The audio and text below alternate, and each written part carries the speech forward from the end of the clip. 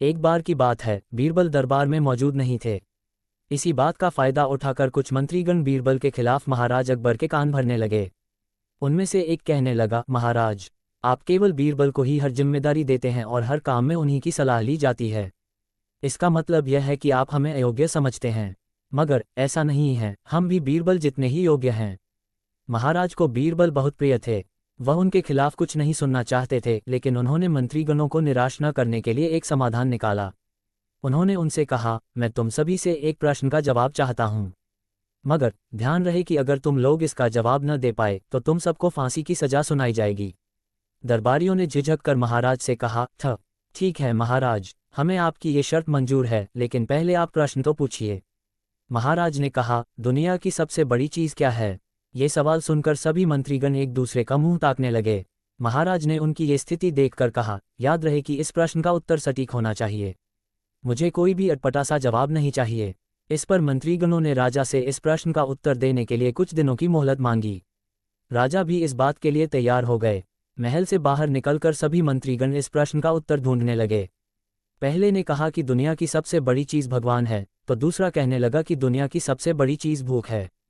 तीसरे ने दोनों के जवाब को नकार दिया और कहा कि भगवान कोई चीज़ नहीं है और भूख को भी बर्दाश्त किया जा सकता है।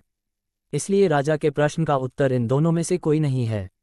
धीरे धीरे समय बीतता गया और मोहलत में लिए गए सभी दिन भी गुजर गए। फिर भी राजा द्वारा पूछे गए प्रश्न का जवाब न मिलने पर सभी मंत्रीगणों को अपनी जान की फिक्र सताने लगी।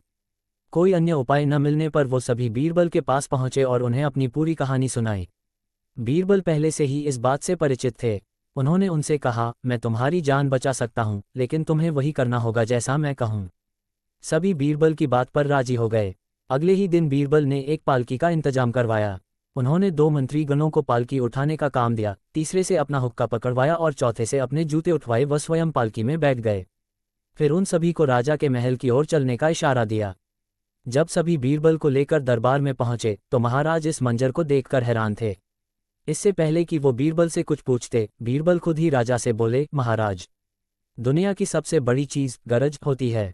अपनी गरज के कारण ही ये सब मेरी पालकी को उठाकर यहाँ तक ले आए हैं।